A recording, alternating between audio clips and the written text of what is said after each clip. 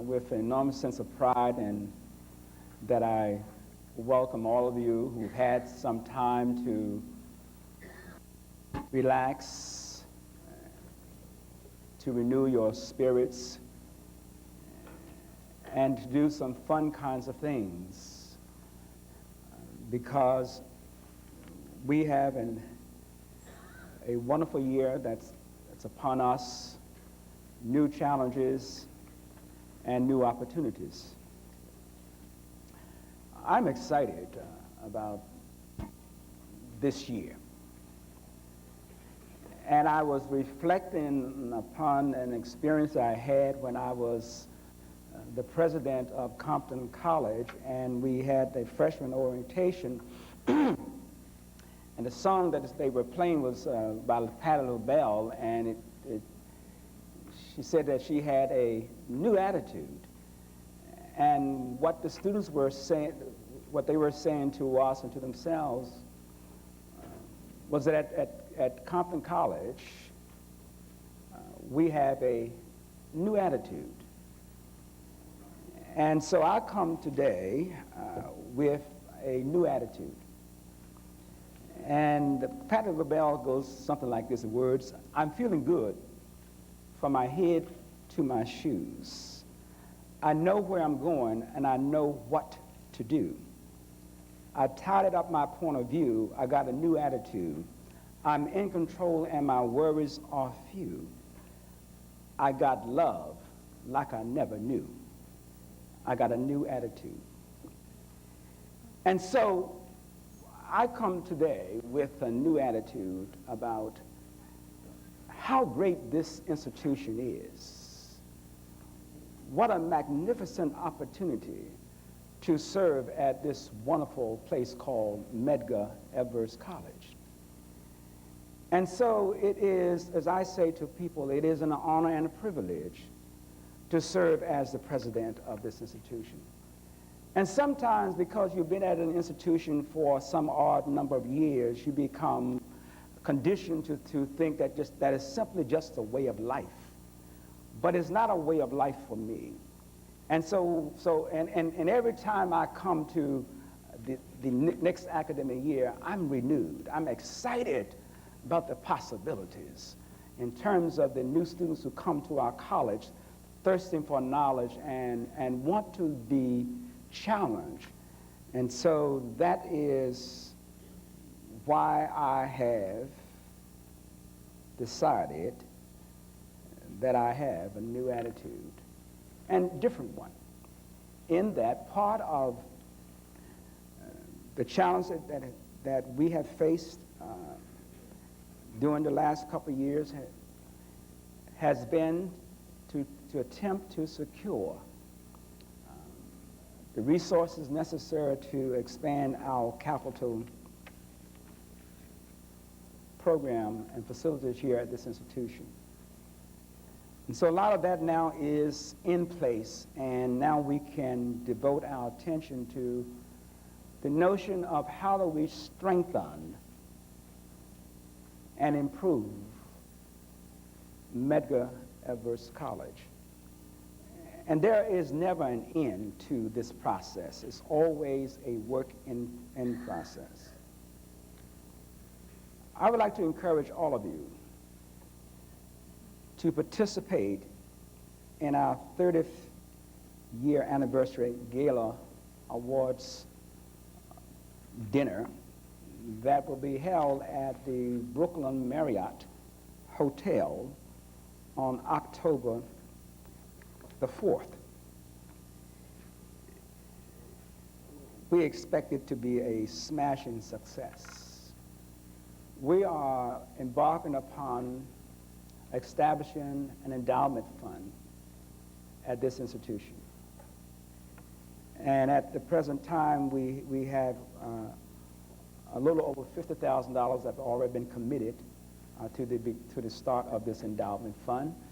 And we expect to raise at least $200,000 after expenses so that we can have a respectable beginning of an endowment fund at Medgar Evers College. Let me also ask all of the faculty to be as supportive and as sensitive to the needs of many of our students because of the start date of our academic year. I don't know who is making this decision about when we start classes, but it is causing and wreaking havoc on all of our campuses. This year we are starting a week ahead of Labor Day. And the city school system does not open until 2 or 3 days after Labor Day.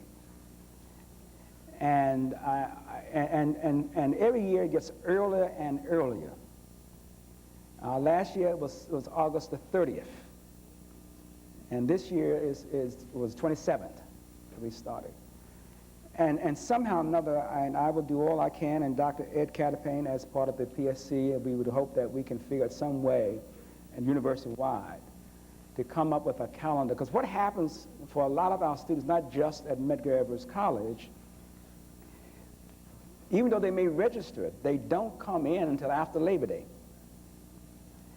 And some of them can't come because they got children. And others are taking their last fling out there, having a good time before, leading up to Labor Day. And we know that on Brooklyn, on the Eastern Parkway on Monday, we're talking about 3 million people who are out there, and it's a celebration. And so we're working against, contrary to what we believe is the best way to move and to start an institution. And so we have to work hard to do that. But I'm asking you, those of you who are teaching, to be understanding for the first few days.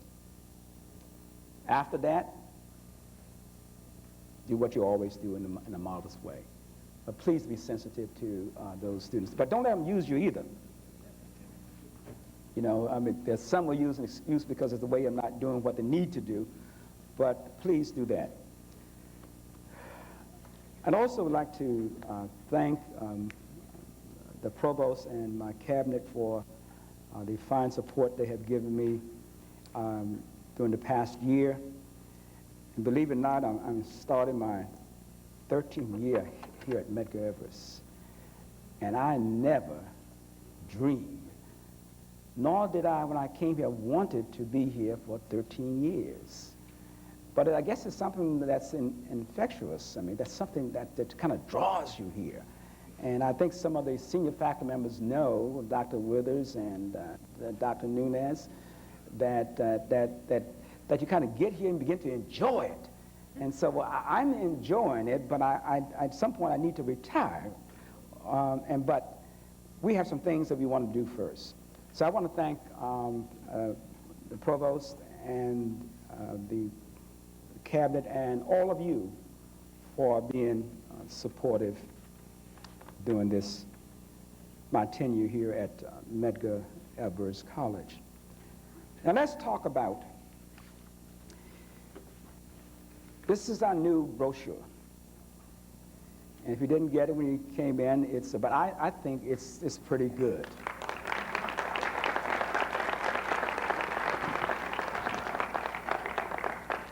And that is the direction that we intend to pursue in terms of our brochures. And I want to thank Vice President Vincent Van Ray and his colleagues, and Fred Price and others who worked to put this document together, and we are very pleased with that. Thank you.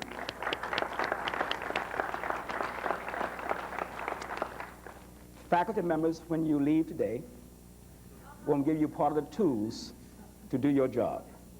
And you'll get an eraser and a box of chalk. I know how important this is. So you will be able to have that to begin the semester. We've also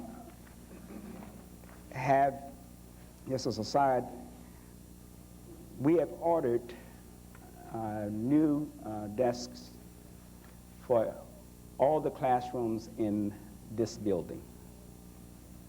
and they've been ordered, and I expect that they will be here within the next 2 to 3 weeks, so that you can be sitting behind or stand. Excuse me. Oh, VP Taylor tells me they are here. So and so we look forward. I just got tired of seeing that old yellow desk and all kind of funny looking desks in the classroom. And because see what happened in this building, when we moved into this building, we brought a lot of the old furniture into a new building. And so what we hope to do with our new buildings, not to do that. All of you are concerned, I'm sure, in terms of what's the enrollment. And if you're not, you should be. We all should be. Our current enrollment, we have registered 4,501 students. We have a target of 4,710.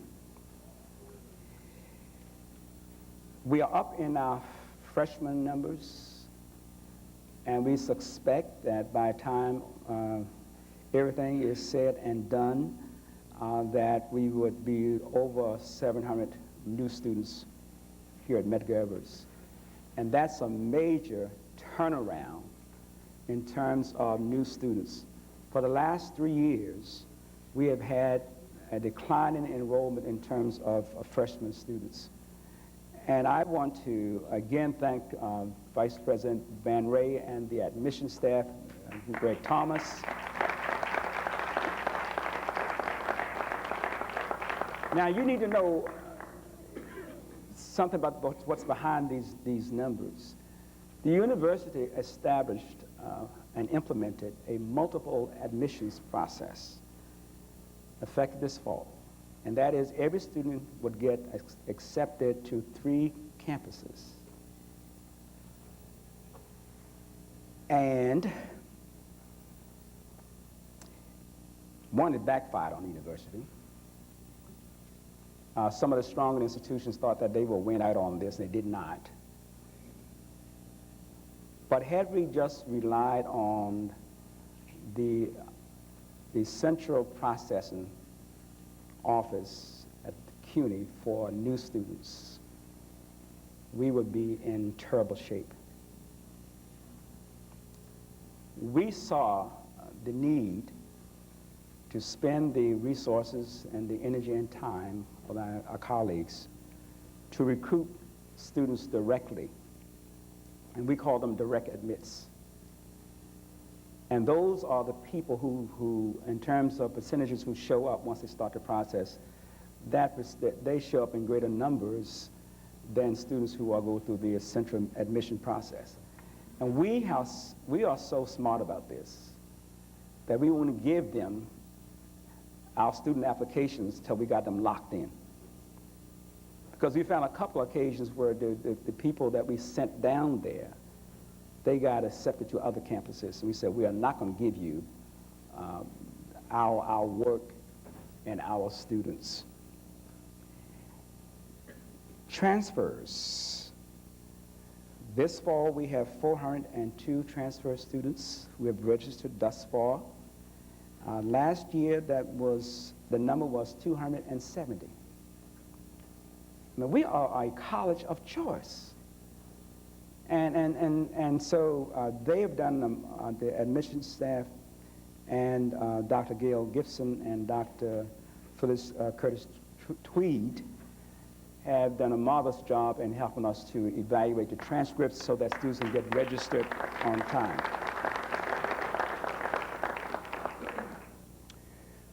We are slightly down in terms of continuing students, and at the present time we have 2,937 continuing students registered. Our target was 3,109, and last year at this point in time we had 3,043 continuing students registered. We think we will surpass last year numbers and meet our target. The area that we are down to some extent is readmits. We have currently registered 399 readmit students, and last year we had 490 readmits.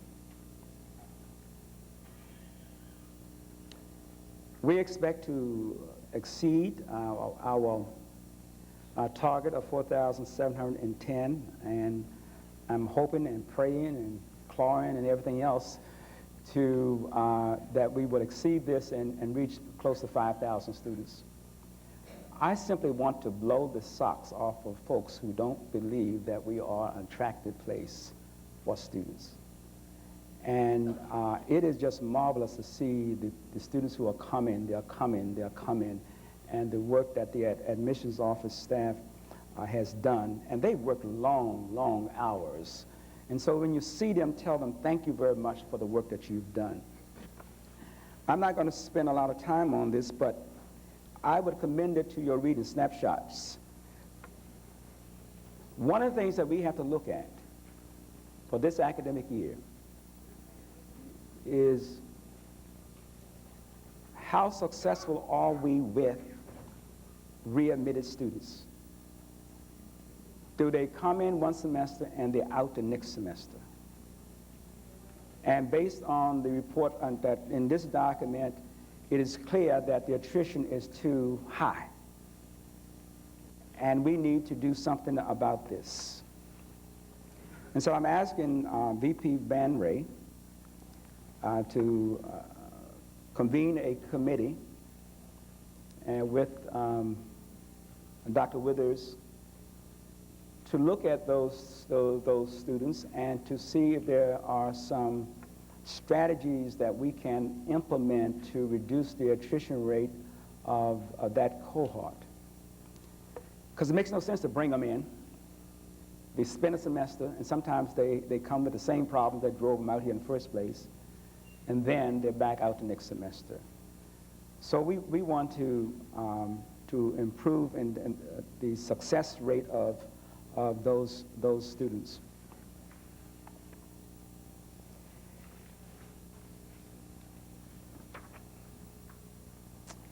"51% of our students were enrolled full-time, and that's actually 3% less than 99-2000. 78% of our students were females. And that continues to grow. I think when I came here, it was about 72, something like that, 73. And what's happening is we're getting more and more female students come to Medgar, and less of male students. And every semester, I see less and less male students sitting in the audience doing orientation. So we need to think about how and figure out some way to increase the number of male students at our campus. It's a very fine document. I would commend it to your reading because it's important to know the demographics of our students and the academic profile of our students. So Dr. Withers and your colleagues, thank you very much for a job well done.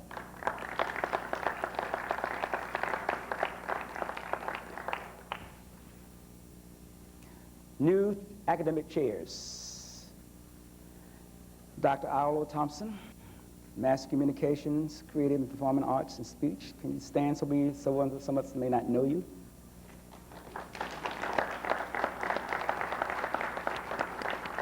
Dr. Francis Loudon, Chair of the Department of Education.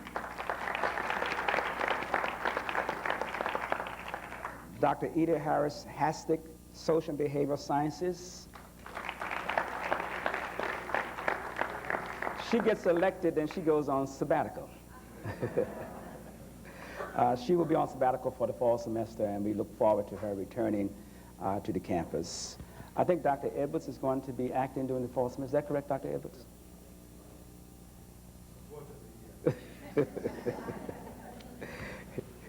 Dr. Edwards said he has served his time and with distinction, and we thank you, Dr. Edwards, for your tenure.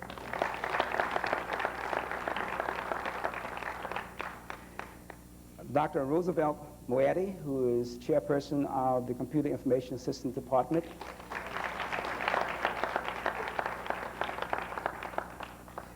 This is a new department, or one may consider it a reconfigured department, because it did exist before, and we are happy because we have a new bachelor's program in that department. Dr. Elizabeth Nunez, our first distinguished professor. Dr. Nunez.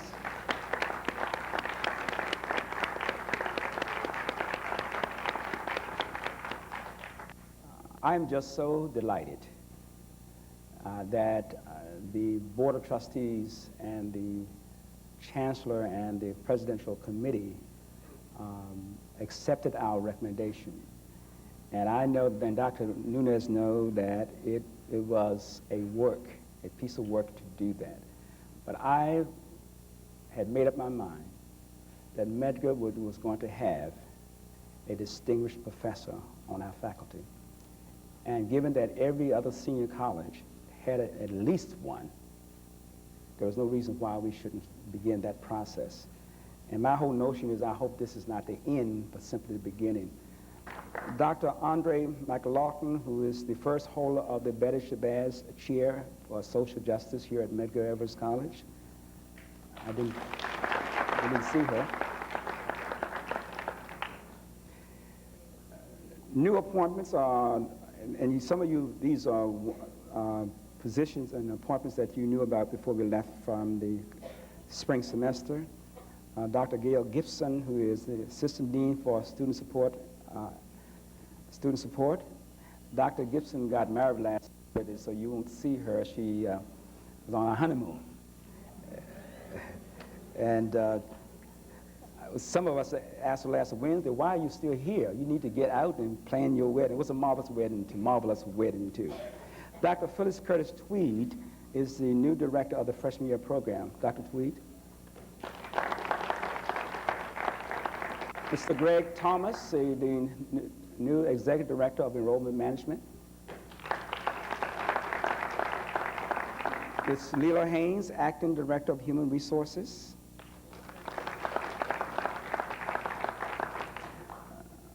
Mr. Fred Price, the director of Development and Communications. Fred, where are you? I will tell you that this guy has done such an outstanding job thus far, and I'm saying thus far because there's more to be seen. But much of the corporate support that we have been able to receive has been because of Fred's leadership, his contacts, and just perseverance.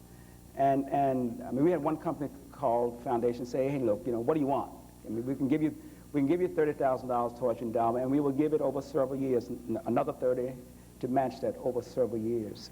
And it was because of Fred's contacts that we've been able to do that. And we have, at this point, we have commitments of over 200 seats at the dinner.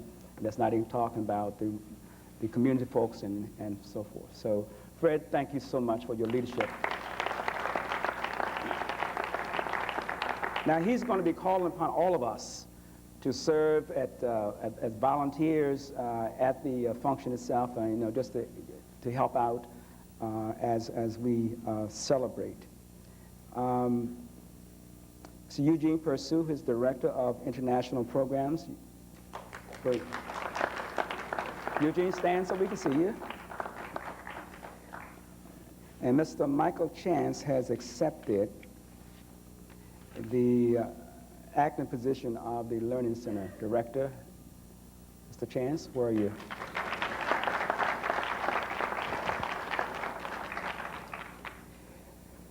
We have hired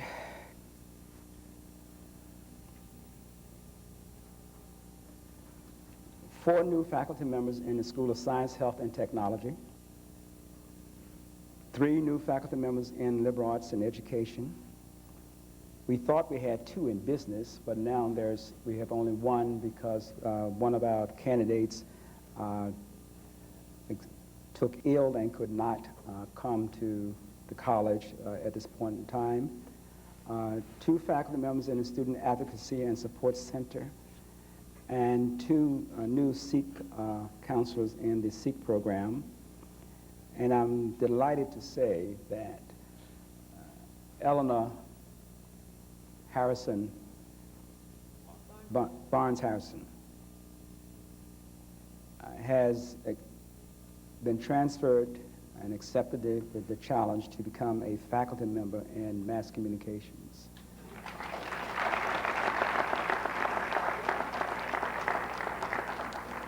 Dr. Mary Umalu has been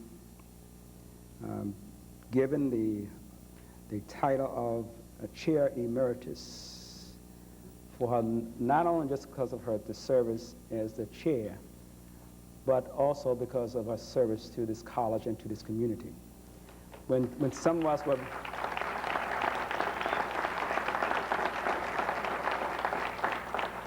us were in diapers, Dr. Umalu was out there fighting for this college and this community. And so she deserves all of the honor and the accolades that we can give to her. That position carries with it for 3 years, $1,500 per year, that she can go to conferences, whatever other, she can't add to her salary base, but she can do anything else she wants with it. And we think that she deserves such. This past year, we have been truly blessed with 8 new bachelor degree programs. CIS, Computer Information Systems, a bachelor's in professional studies housed in a School of Business, a bachelor's in English, a BA, and this is the education department, BA in special education and middle child education, BA in special education, early childhood education, BA in special education and childhood education, BA in childhood education, a BA in middle childhood education.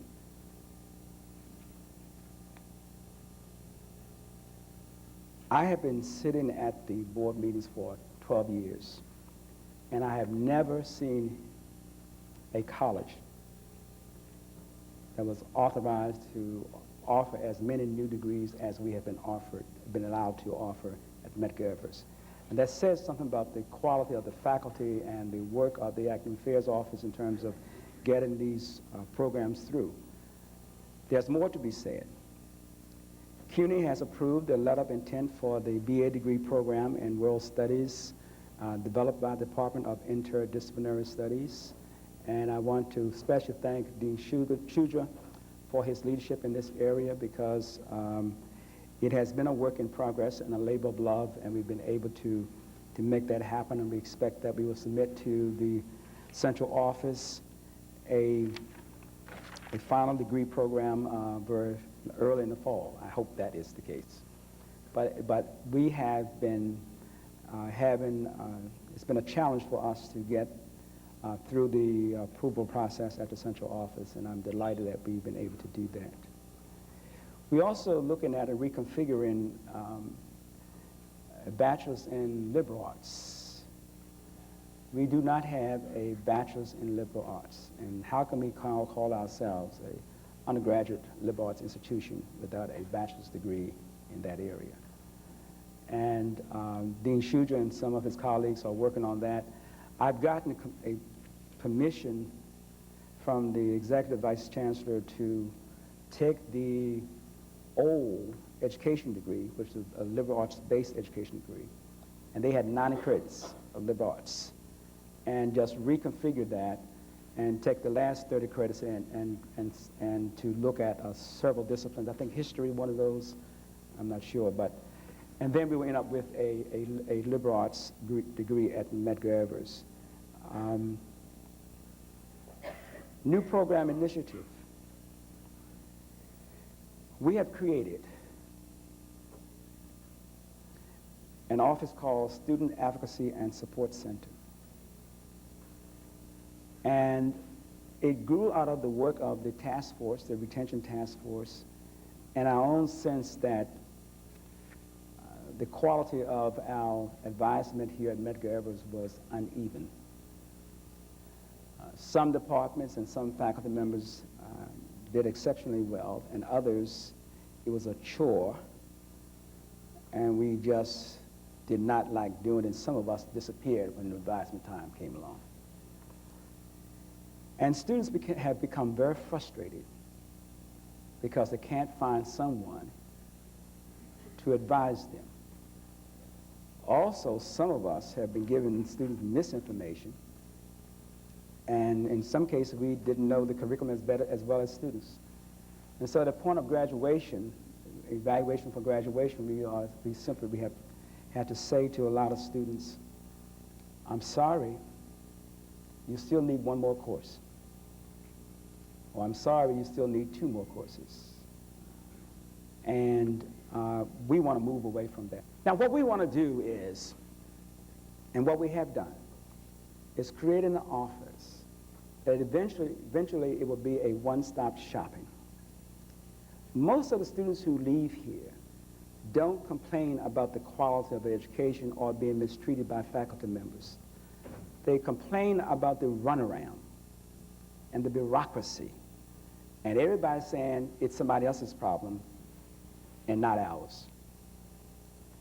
And so what we have done is to create this new department. As we make the transition,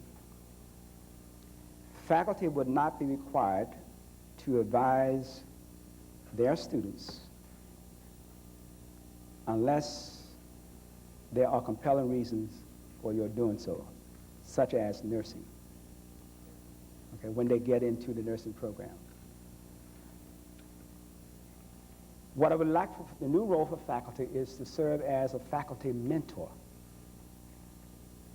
and to spend the time mentoring our students and doing the kinds of things that you can do exceptionally well, and providing the opportunity for students to have dialogue with you outside of the classroom and to talk about what does it mean to be an accountant, what does it mean to be a teacher, what does it mean to be a biologist, and etc. And so that you don't have to get into this advisement and the way we have done it. We expect to get away from what we call, I call it bullpen advisement. That is, we come to the gym and we kind of stand around. By the way, the gym is air conditioned. Finally. Finally. And it took 10 years to get through the bureaucracy to get the gym air conditioned. And every time that we would do a step of the renovation, they said, we don't have any more money to do the air conditioning. And I was determined that our students need to have, and we need to have, a gym like any other campus that was air conditioned. For the first time, I think we made some headway in establishing and creating learning communities for the fall semester of freshman students. And I'm excited with this initiative because it's my sense that through the learning communities, we can increase the likelihood and success for our students. So I want to thank Dr. Curtis Tweed, Dr. Gail Gibson, Mr. Professor Nolasiki, and Vice President Vincent Van Ray, and Mr. Hayden Edwards, and others who have worked to make this happen, and the faculty members, most importantly, who cooperated, and I think this is going to make a real difference in terms of our success. In the School of Liberal Arts and Education, our students improved their performance on the New York State Teacher Certification Examination, resulting in surpassing the 80% benchmark on assessment of teaching skills for the first time, and within 6 points of doing it, meeting the statewide standards in terms of LAST. Let us thank our colleagues. It has been a work in progress. We also need to give them accolades because the New York State Education Department approved our new BA degree programs before anyone else in CUNY programs had been approved. That is, ours were done so well that they were not sent back to the campus, and that they were done so well, they gave us, 2 additional degrees, I guess it was, three, because the quality of the thinking that went into the development of these degrees. And so to the education faculty and Dr. Shuja, Dean Shuja, thank you so much.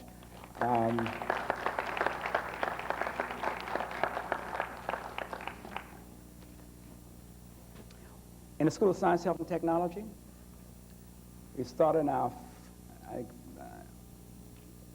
the BS in Mathematical Sciences, and we accepted students this fall of 2000. And this is the 2nd year, and we are excited about the possibilities in terms of accepting students in this program, and as well as producing graduates in the field of science and math. And so our hats are off to the faculty in that department, Dr. Movasiki and your colleagues. Thank you very much for a fine job. Now, our grant portfolio continues to grow. We are close to $9 million in grants, just a few. Dr. Edward Caterpane and the biology faculty, we have received a grant of $648 million over 3 years. 648,000, what did I say? $648? All right. A SEMA grant in Science, Engineering, Mathematics, and Aeronautics Academy, $375,000 for 3 years. Dr. Leon Johnson, Professor William Harris, and Mrs. Jordan are the principals involved in this. Space Science Research, $735,000 for 3 years, NASA, Dr. Leon Johnson, Queensborough College, and LaGuardia Community College. Minority Science Improvement Program, $297,000, U.S. Department of Education, Dr. Darius Movasiki and Dr. Umesh Nakakati, and other mathematic faculty members. And it goes on. And that's simply just an example of the quality of the grants that we're writing and the research, the grants that we are receiving here at Medgar Evers College. And so I'm pleased with that growth. And in the School of Business, they have secured a substantial number of new grants. In the School of Liberal Arts and Education, Continuing Education continues to do an outstanding job in securing grants and for workforce development. And they have become so good that the city and state frequently call up Vice President Oliver and say, we would like to give Medgar Evers this grant because you've done an exceptional job in the area of providing services. Let's move to the budget. Money.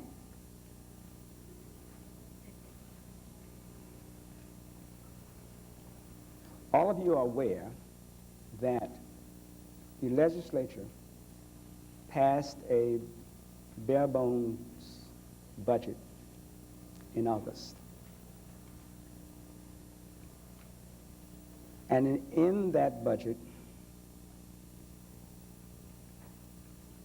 or excluded from that budget, were major dollars for the City University of New York. Our budget as of today is roughly $1 million less than what we had last year. $1 million.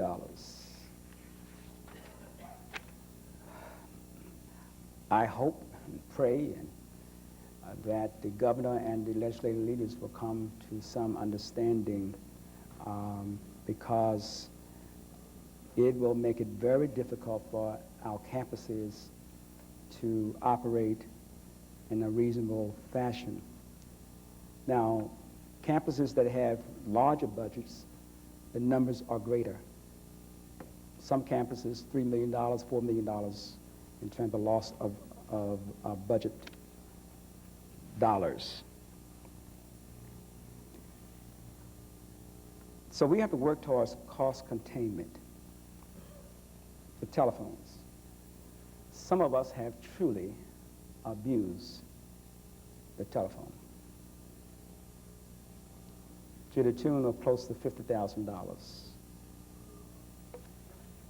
I don't know when the international calls are just unbelievable.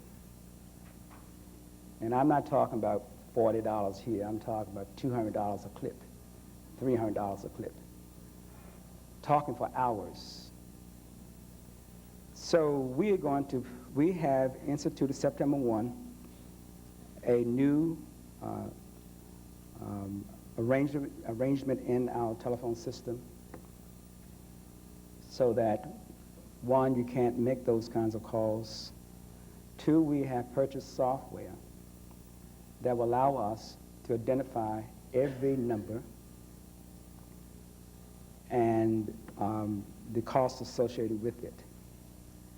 I would say to some of our colleagues, although you don't make long-distance calls, some of you stay on the telephone too long, and I can't imagine why I can't imagine how you can do any work when you spend an hour on a telephone, local telephone calls. We will be able to identify every line. And my thought is that if you need to spend that much time, you ought to go visit them. You know? Or take an hour leave, annual leave, and go visit them.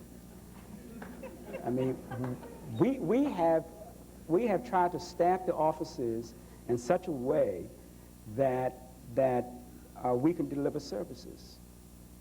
And if our colleagues are spending time on the telephone, when they ought to be given services, then they can't give the service, and we all lose in terms of that. So, postage. Some of us have abused the postage. If you have major projects that you are working with, please consult with your chairperson and your dean so that you don't get stopped when you want to mail the letters out. We will support any initiative that is college-related. But please do some planning. Print shop, copying. We are spending too many dollars for paper. And that's why we have returned to the copying centers, because I think some folks must have had a business going.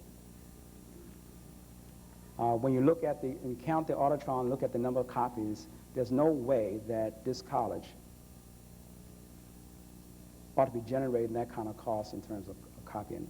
And now that we've changed and created the copying center here in this building, the cost has gone down substantially because we put some controls in place. Please work with us, because we have a tighter and more restrictive budget than we have ever had in some recent years, and it comes on the heels of the chancellor's given us $1.8 million into our base budget, and so we all are suffering to some degree. Capital expansion.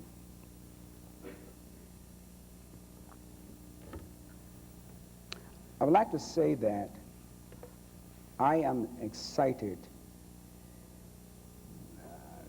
that we have been able to secure approvals to build 2 buildings. On the bowling alley space, we will begin demolition and construction in this fall for a student affairs building and student affairs and classroom building. That building, a year and a half ago, was not on the drawing boards. But, as divine providence would have it, in order to do the renovation in Carroll Street, they needed to have swing space. And there was simply not any space around the campus that's rental space in order to displace the people at Carroll Street. So the proposal was, let's renovate the bowling alley. I said, no, I got you. If you ever put us in there, we'll probably stay for the next 3 or 4 decades. And I was not going to get caught in that. And I said to the Vice Chancellor and her colleagues and the dormitory authority, I want you to build a student affairs and classroom building. And basically their attitude was, we don't have sufficient dollars to do so. I said, what is the price tag? $11 million. How much you have?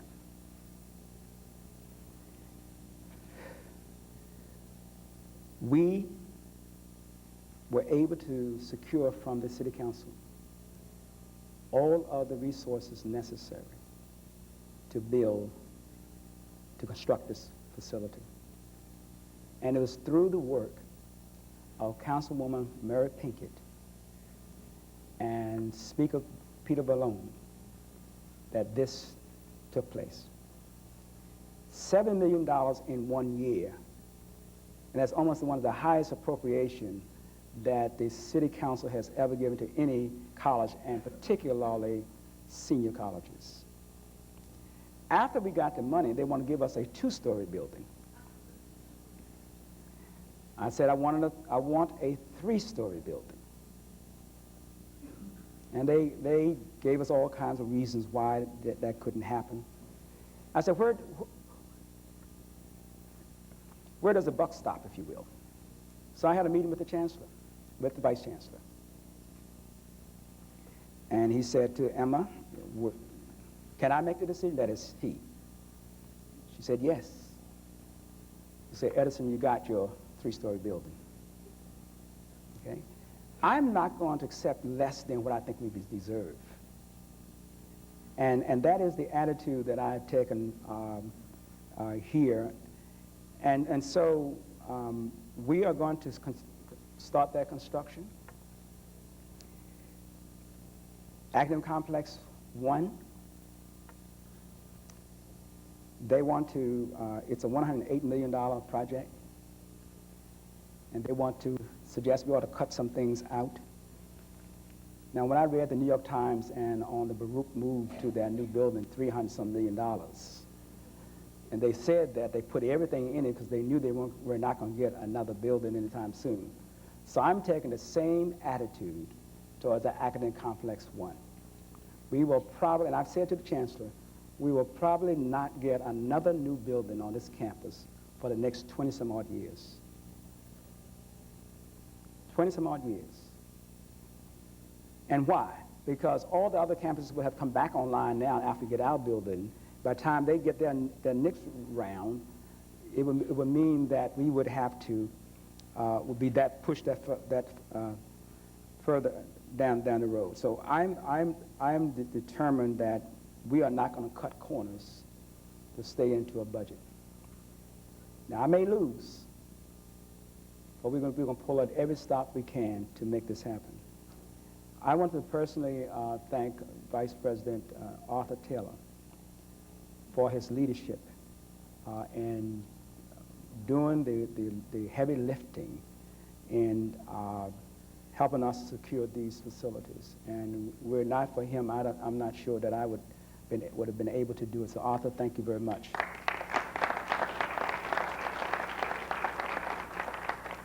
As soon as we complete the building in Carroll Street, in the Student Affairs building, then we will go to the renovation of B Wing in Carroll Street. The money has already been approved, so it's not a matter that we don't know whether we have the money. It's there.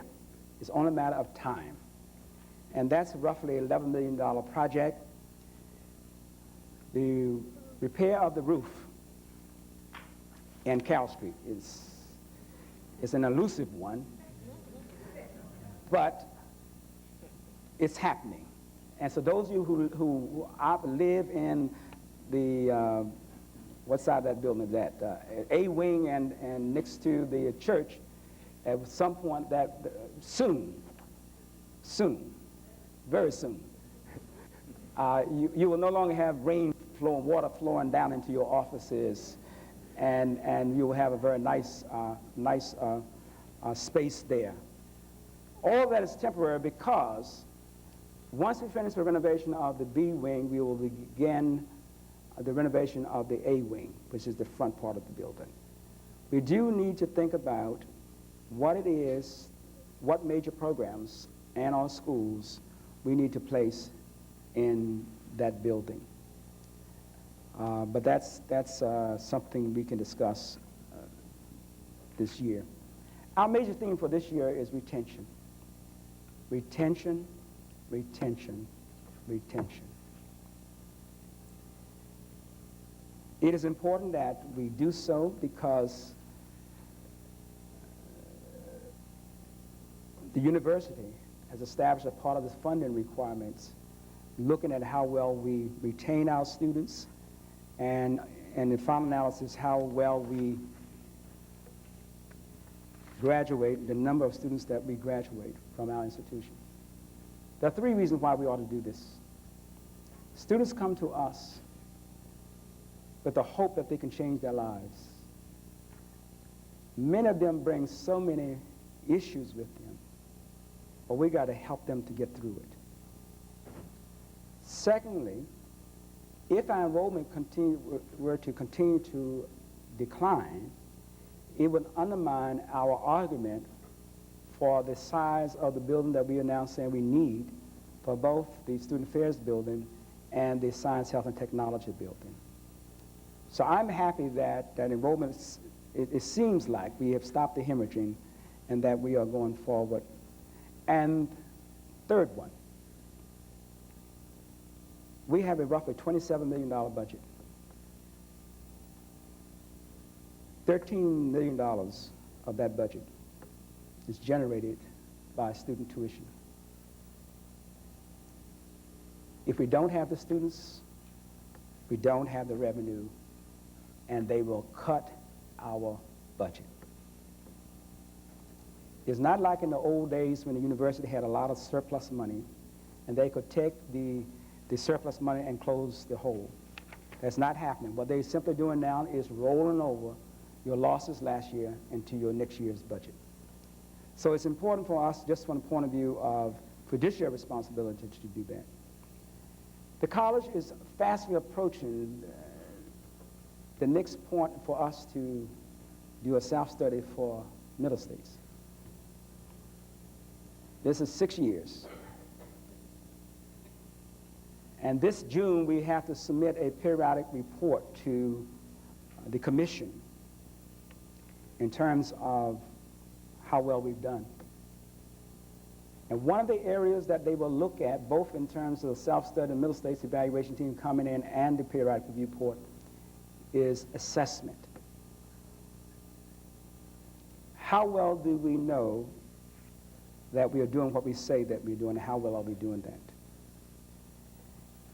And it is important for us to be able to say with some level of clarity how successful our students are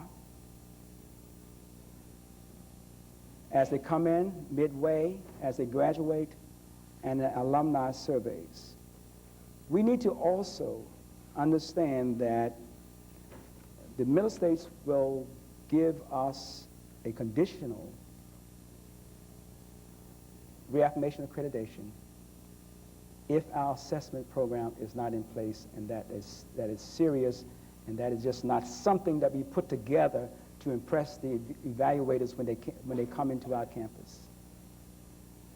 So I'm calling upon all of us to join with Dr. Withers as we lay out a plan for institutional assessment. The first stated meeting of the faculty, Dr. Withers would be the lead lecturer, if you will, to talk about assessment and what we need to do in order to meet the requirements of this university. Finally, as we focus on retention, I would like for us to consider the paradigm of asset, A-S-S-E-T, and strength-based paradigm rather than a deficit teaching paradigm. If you come from the deficit point of view, you look at the glass as being half empty. If you come from the asset point of view, you look at the glass as being half full. Too many of our colleges around this country have developed a deficit model of dealing with students who come to their campuses, and particularly minority students. And depending upon which approach you take will determine how you will outline your syllabus, how you will approach teaching and the learning process. I mean, do you look at your students as if they have that they have all of these deficits and not see any assets that they bring to the table? You see, motivating students is a process of recognizing assets and strengths and assisting them to build on them. And our college must transform their lives and help them to put in perspective the strengths that they have as they come into Medgar Evers.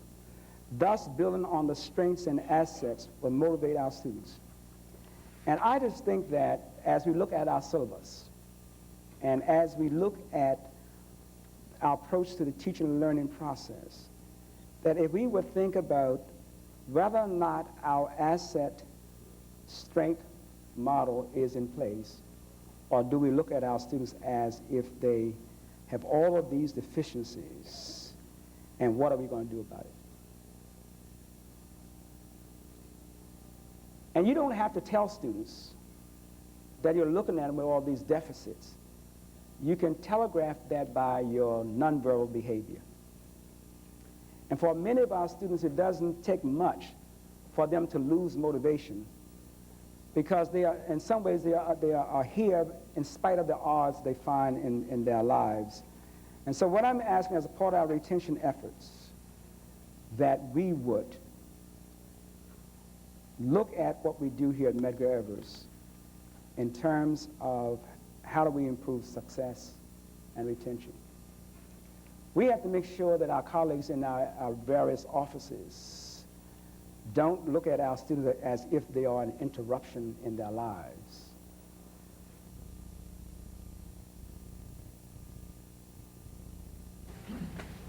I am confident that we can do great things here at Medgar Evers College, even greater things than we have done in the past. But it will take all of us to do it. And I don't want us to become too comfortable, because racism is alive and well, and is more subtle today than ever. And I know it because I'm confronted with it daily. And the best hedge we have in preparing our students to prepare them well so that they can meet the challenges outside. And we're not going to lament about the racism and all that, because that's another story, another conversation. I'm talking about how do we prepare students to meet the challenges out there. And not just to meet those challenges, but to do exceedingly well in meeting those challenges.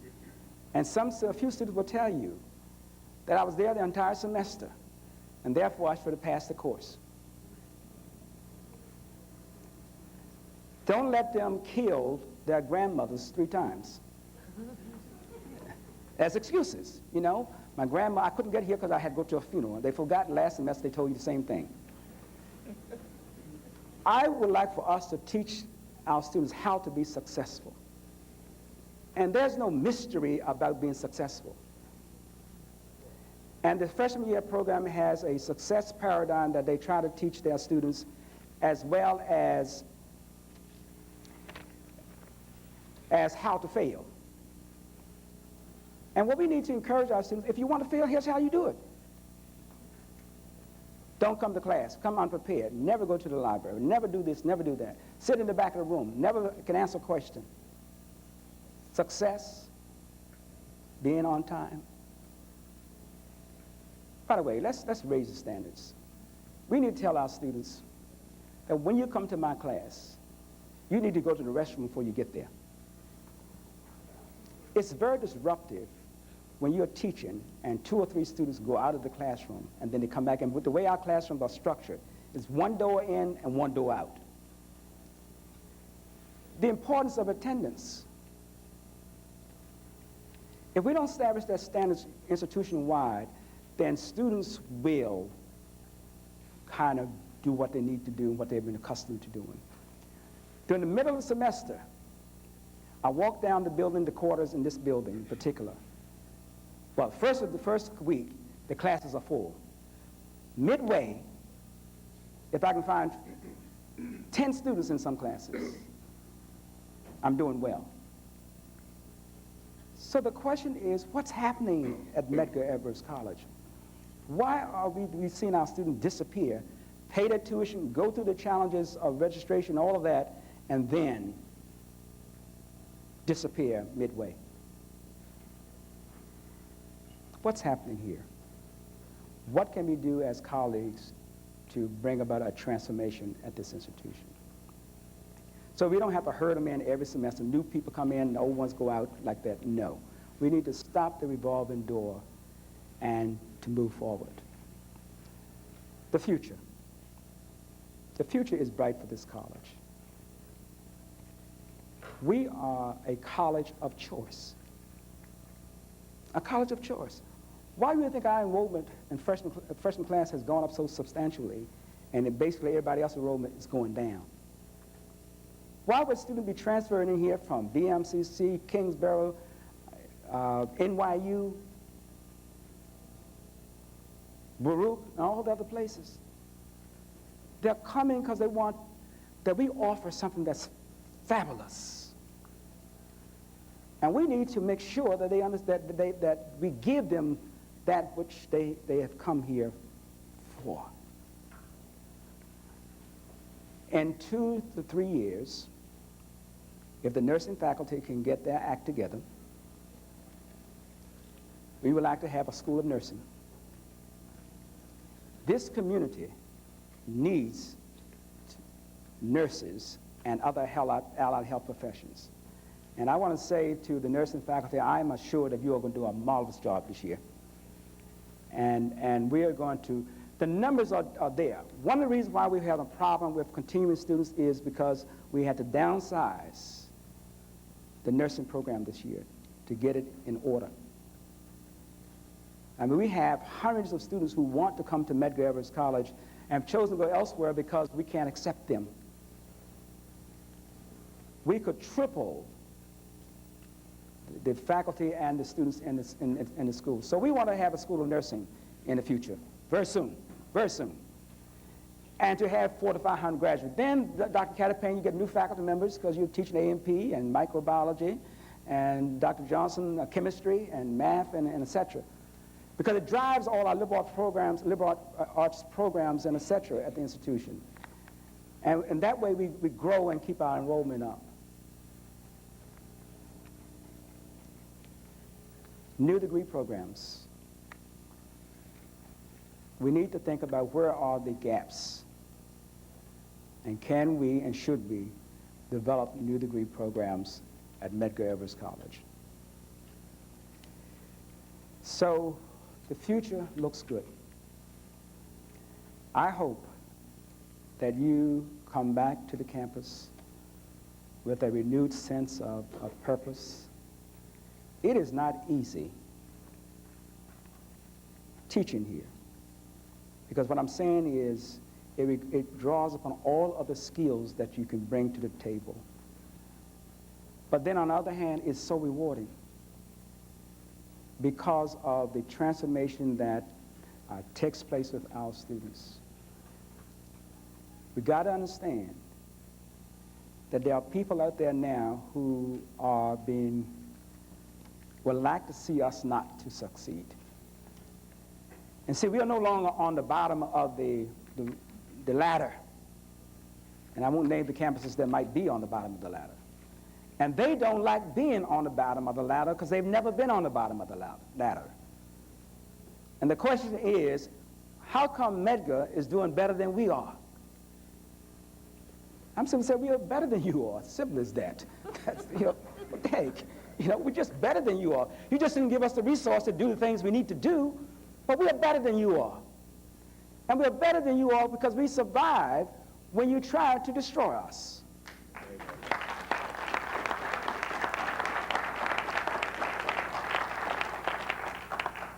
So when I go out into the community and talk about Medgar Evers, the faculty here, I say we have the best faculty you can find anywhere. And I mean that. I mean that. You are the best faculty you can find anywhere. And our students are marvelous.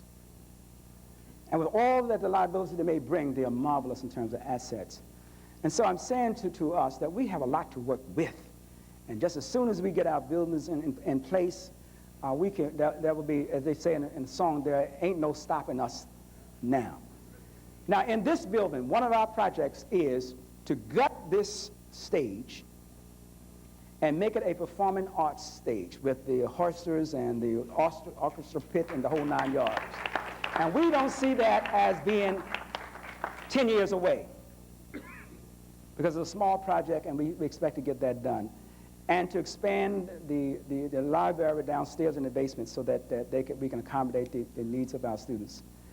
You know about technology. We are on the cutting edge of technology. And I'm excited with what we've been able to do and what Dr. Michael Fitzgerald has been able to do as the leader in this area. And he has been providing wonderful leadership to move this whole agenda. And you'll hear much more about that. By the way, I would ask that you lift up in prayer Michael Fitzgerald, Zala Chandler, Zala Highsmith Taylor. And those are, and we have 2 people in Mahmoud in custodial services and Blake in custodial services. They are experiencing some illness, and we just like to, if you believe in prayer, lift them up. If not, just affirm that they will be regain their health. It is important that we think about our colleagues, and I suggest give them a call. Say, how are you doing?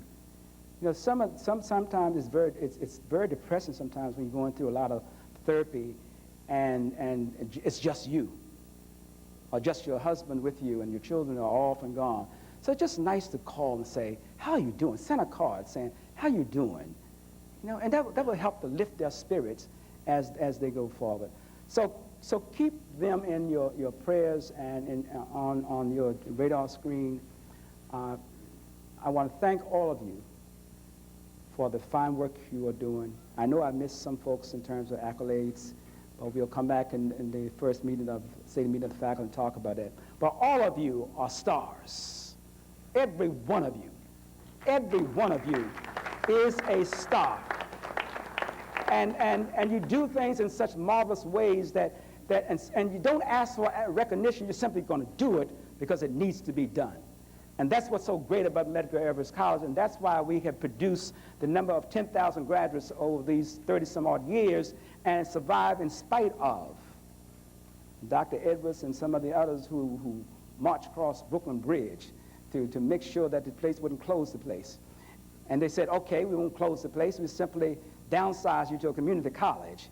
And they thought they were going to take away all our baccalaureate degrees, but divine providence had another design and gender. And so now we're back. Now with close to 16 baccalaureate degrees at Medgar Evers, and 8 in 1 year. That's marvelous. Thank you very much. God bless.